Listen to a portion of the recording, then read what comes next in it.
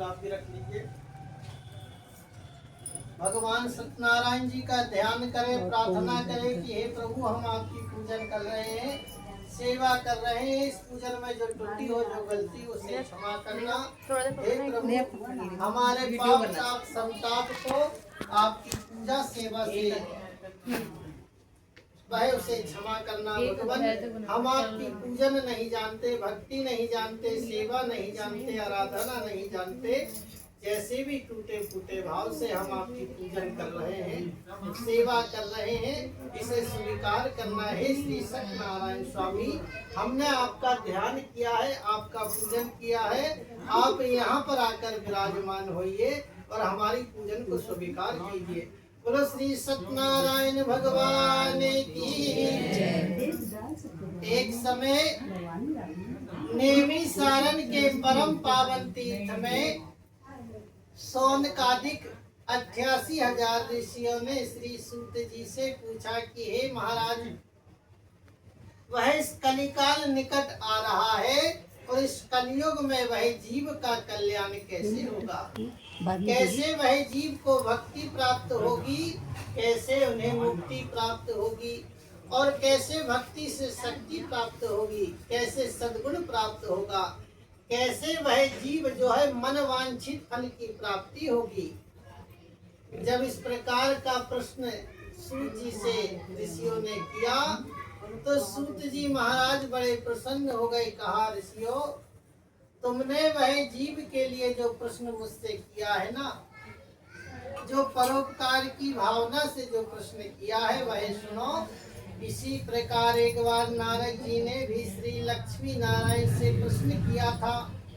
अब वह ध्यान से सुनिए। जब वह नारद जी तीनों लोकों में भ्रमण करते हुए जब मृत्यु लोक में आए ना, तो उन्होंने क्या देखा कि कोई तन से दुखी है, कोई मन से दुखी है, कोई धन से दुखी है। अब वह नारद जी सब का दुख देखकर बड़े दुखी हुए और वह सीधे वह भगवान का ध्यान करने लगे, उनका गुणगान करने लगे कि हे सत्यनारायण स्वामी, आज वैकुंठ धाम पहुंच जाते हैं और भगवान का ध्यान करते हुए कहते हैं कि हे प्रभु, आप ही सर्वशक्तिमान है, आप ही सुख को देने वाले हैं, आप ही दुख का हरण करने वाले हैं, आप ही दीनों पर दया करने वाले दीन दयाल हैं और ये जीव के दुख को, संकट को दूर करने वाले हैं। हे ये सारे इतना भयंकर संकट जो जीव पर पड़ रहा है, हे भगवान आपका आदि है, ना अंत है, ना ही मध्य है। हे प्रभु आपको मेरा कोटि कोटि नमस्कार है।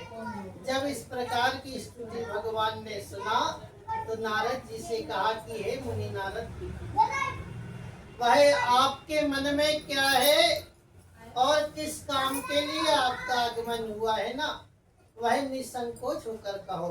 तब नारद जी कहने लगे कि प्रभु आप तो मेरे मनोरथ को जानते हैं, आप तो अंतर्यामी हैं, आप सब जानते हैं प्रभु, फिर भी सुनना चाहते हैं तो वह सुनिए।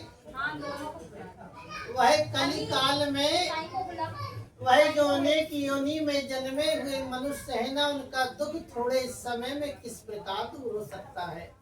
ऐसा कौन सा सरल सुंदर साधन है, कोई उपाय है, कोई मंत्र है, कोई जप है, ऐसा कौन सा व्रत तप है जो सरल से सरल व्यक्ति भी कर सके, गरीब से गरीब व्यक्ति भी कर सके और अमीर से अमीर व्यक्ति भी कर सके।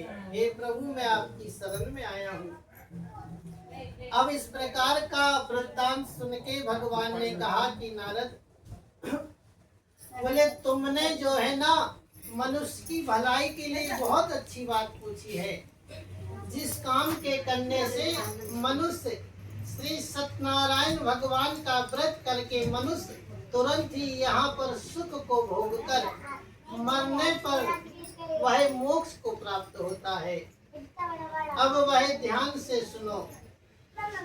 तो नारद जी ने कहा प्रभु वह सत्यनारायण जी का व्रत कैसे किया जाता है, कब किया जाता है, क्या विधि है उसकी, क्या विधान है। और उसमें क्या सामग्री लगती है। हे प्रभु, यदि आप मुझ पर दया रखते हो ना तो बताइए। भगवान ने कहा, तुमने जो है ना मनुष्यों की भलाई के लिए बहुत अच्छी बात पूछी है। अब वह सुनो, जिस व्रत को करने से काम क्रोध लोभ मोह से वह जीव छूट जाता है ना, वह ध्यान से सुनो। अच्छी तरह श्री सत्यनारायण भगवान का व्रत पूजन है। शाम के समय, अगर दिन में समय न मिले तो शाम के समय अपने कार्य से निवृत्त होकर वह भगवान सत्यनारायण का व्रत करे, पूजन करे।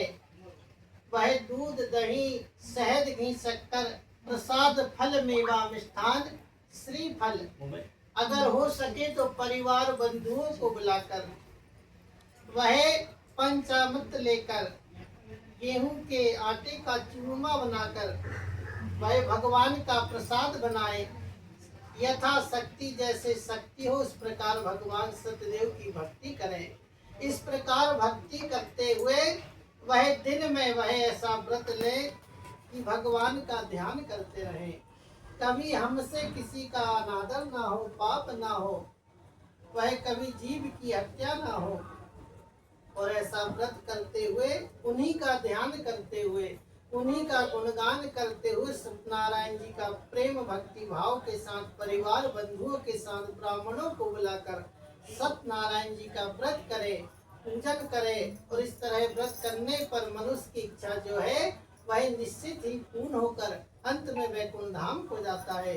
इति श्री रेवा खंडे श्री सत्यनारायण भगवान की जय।